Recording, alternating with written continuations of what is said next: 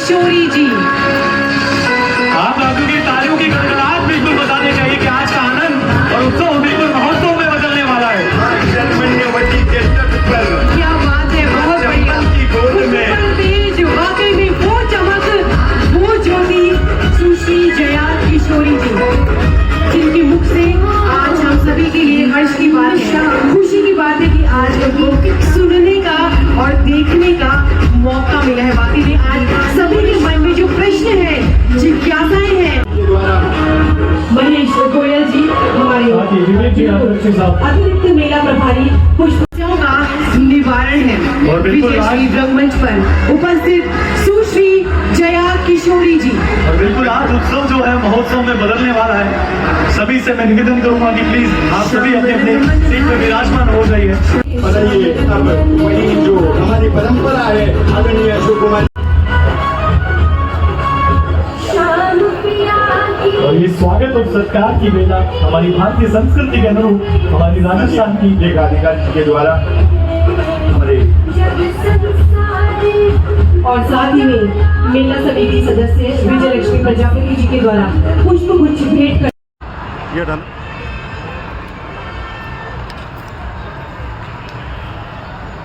नमस्कार, राधे राधे, राधे राधे। राधे राधे। की संख्या तो बहुत है सामने, पर आवाज उतनी नहीं आ रही है। एक बार थोड़ा जोर से राधे राधे। राधे राधे। आइए, सबसे पहले तो बहुत बहुत धन्यवाद, और दूसरा धन्यवाद आप सभी का यहाँ आने के लिए, क्योंकि मुझे ऐसा लगता है कि आज के समय में व्यक्ति के पास खुद के लिए समय नहीं है, वो इतना व्यस्त है। इस दौर में अगर कोई आपके लिए समय निकाल रहा है, ये बहुत बड़ी बात है।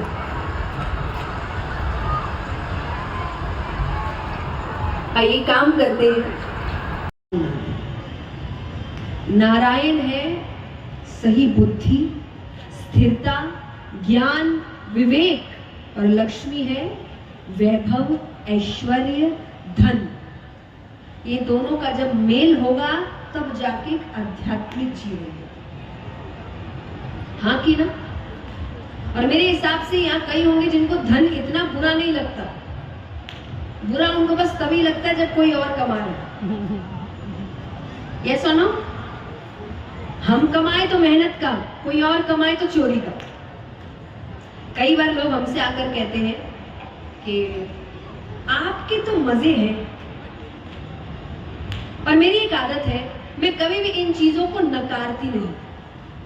कोई अगर मुझे कह दे आपके तो मजे, तो मैंने कहते अरे नहीं नहीं, अरे आप गलत, नहीं है मजे, बहुत मजे हैं, आनंद में रहते हैं, किसी चीज की ईश्वर ने कमी नहीं रखी है। पर फिर मैं एक बात और जोड़ती हूँ कि एक बात बताइए, अगर कोई भी कंपनी में आपको एम्प्लॉय रखना है तो आप क्या देख के रखेंगे? बताइए। योग्यता और ईमानदारी और हाँ, संस्कार।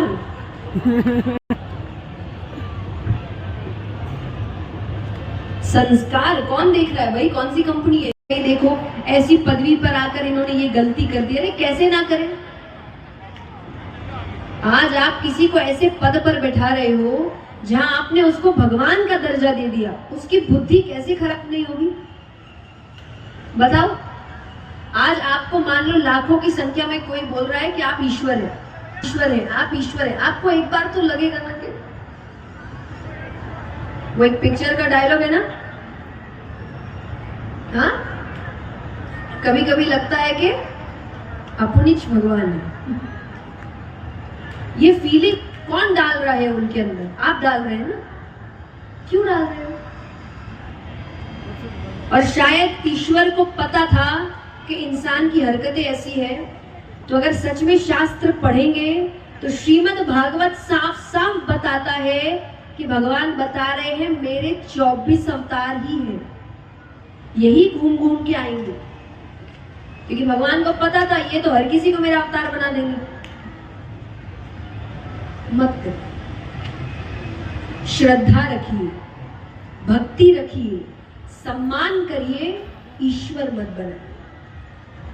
भगवान भगवान है, भगवान को भगवान रहने दीजिए और इंसान को इंसान रहने दीजिए।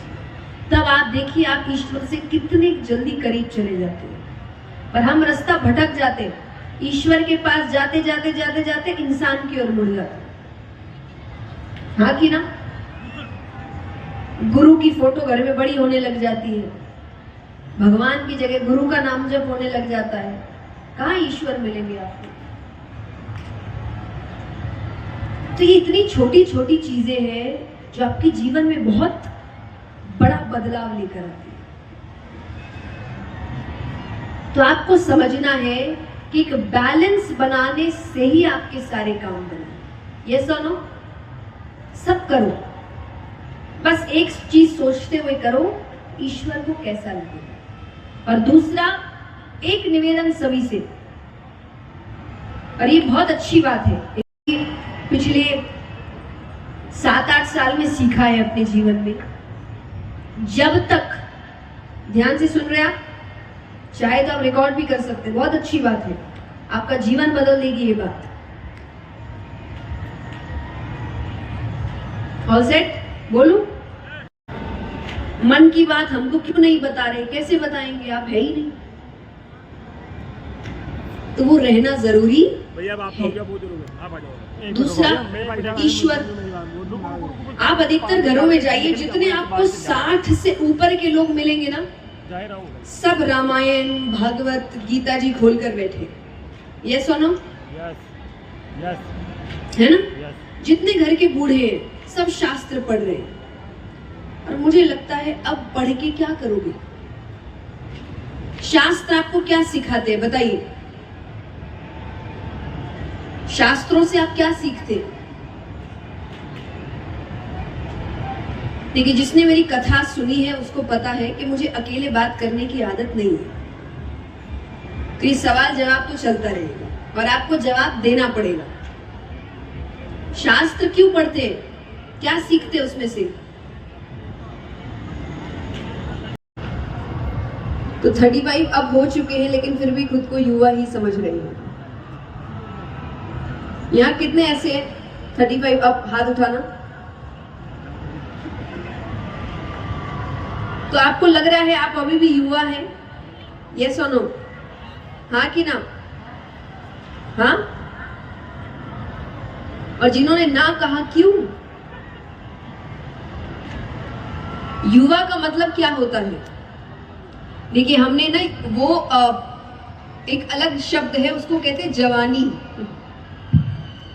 वो आप कह सकते हो कि वो नहीं रहे। युवा का अर्थ होता है कि जब हम कोई भी काम करने के लिए तत्पर हैं, हम नई चीज सीखने के लिए तत्पर हैं, हम अपनी बुरी आदतों को छोड़ने के लिए तत्पर है, ये सोचकर कि अभी तो हम युवा हैं। और मुझे लगता है व्यक्ति जब तक जिंदा है वो तब तक युवा है, क्योंकि तब तक आपके पास समय है। अब इसका मतलब आप ये मत सोच लीजिएगा कि अगर इतना समय है तो फिर बुढ़ापे में ही भक्ति करेंगे, क्योंकि जब भी एक आध्यात्मिक वक्ता होने के नाते हम जब अलग अलग स्थानों पर जाते हैं तो कई बार लोग जब हमारा मिलाना किसी से करते हैं अपने परिवार में कि भाई ये जया किशोरी है, ये कथा करते हैं, तो कई लोग का जवाब आता है कि भाई हम तो देखते नहीं हैं, अभी कहाँ उम्र है। भारत की इकोनॉमी अच्छी करेंगे, जीडीपी बढ़ाएंगे। आप इन युवाओं से अगर कह दे धन से दूर हो जाओ तो कहाँ गया भारत? भारत को कहा जाता था सोने की चिड़िया। ये सुनो, सोने की चिड़िया मतलब गोल्डन रंग का था भारत पहले। सोने की चिड़िया का मतलब क्या होता है? धन ज्यादा था, ऐश्वर्य था हमारे पास, हाँ कि ना? अब भक्ति पहले ज्यादा थी कि अभी ज्यादा है? सोच के बताओ, जब सोने की चिड़िया भारत था, भक्ति तब ज्यादा थी कि आज ज्यादा है? पहले थी, यानी पहले भक्ति भी ज्यादा थी और धन भी ज्यादा था। आज भक्ति भी कम हो गई और तो मतलब कोई तो बीच वाले ने आके काम खराब किया ना। मैं हमेशा एक बात कहती हूँ कि भगवान ने कभी कोई गलत रीत नहीं निकाली, कि बीच वालों ने काम खराब किया, जो नई नई बात कहकर नाम भगवान का लगा देते हैं, क्योंकि उनको पता है भगवान नीचे आएंगे नहीं बोलने कि मैंने नहीं किया, ये झूठ बोल रहा है। क्योंकि भगवान अगर आपको, तो मेरा मन एक ही प्रश्न करने को कहता है कि जिस उम्र की आप बात कर रहे हैं कि अभी तो उम्र है नहीं, वो उम्र आएगी, ये पक्का है? नहीं ना? किसी को भी पता है अगले पल क्या हो जाए? आई थिंक थोड़ा फोन दूर हो सकता है, मैं इतने आगे आगे। तो एक बात बताइए, हमें ये नहीं पता अगले पल क्या हो जाए, तो हम अपने जीवन के सबसे महत्वपूर्ण फैसले भविष्य पे कैसे छोड़ सकते हैं? जैसे सबसे पहला फैसला, परिवार को समय भविष्य में देंगे, हाँ कि ना? हम काम में इतना लग जाते हैं, इतना लग जाते हैं, और जब परिवार से कोई भी आकर कह दे कि आप समय नहीं दे रहे, तो जवाब क्या होता है? अब किसके लिए कर रहे हैं? परिवार के लिए तो कर रहे हैं ना। अरे साथ हमारे आदरणीय ओम बिरला जी इस निमंत्रण के लिए, इस मेला उत्सव के सभी सदस्य गाड़ी में बैठे हैं। अब फर्स्ट क्लास में 2 सीट्स है, तो सामने वाली सीट में अभी तक कोई आया नहीं है। 2-3 स्टेशन बाद एक व्यापारी आता है, बिजनेसमैन, सूट बूट पहन के रखा है, उसके पास भी 2-3 बड़े बड़े सूटकेस है, उसने भी अपना सामान रखा। अब उसकी नजर महाराज जी पे पड़ी, फिर नजर सामान पर पड़ी। अब उसका मन कर रहा है कुछ बोलने का, और उसको लग रहा है बोलूं कि नहीं, बोलूं कि नहीं। फिर उसने कह ही दिया कि महाराज जी अगर आप बुरा ना माने तो एक बात कहूं। महाराज जी ने कहा कहो। बोले देखा जाए तो आप में और मुझ में सिर्फ कपड़ों का ही फर्क है, वो तब तक युवा है। तो आपको लग रहा है आप अभी भी युवा हैं? ये सुनो, हाँ कि ना? हाँ? और जिन्होंने ना कहा क्यों? युवा का मतलब क्या होता है? देखिए हमने ना वो एक अलग शब्द है, उसको कहते हैं जवानी। वो आप कह सकते हो कि वो नहीं रहे। युवा का अर्थ होता है कि जब हम कोई भी काम करने के लिए तत्पर हैं, हम नई चीज सीखने के लिए तत्पर हैं, हम अपनी बुरी आदतों को छोड़ने के लिए तत्पर है, ये इसलिए मुझे लगा आगे आना ज्यादा जरूरी हो जाएगा।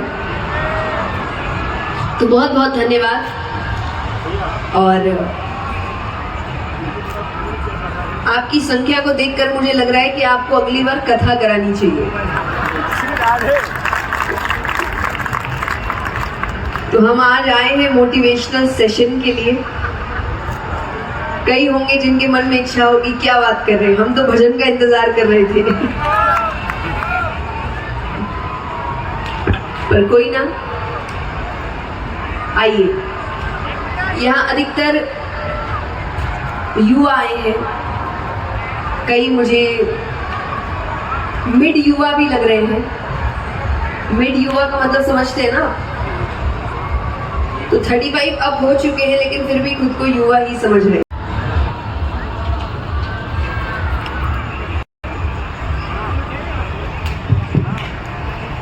राधे राधे राधे राधे, जय श्री कृष्णा।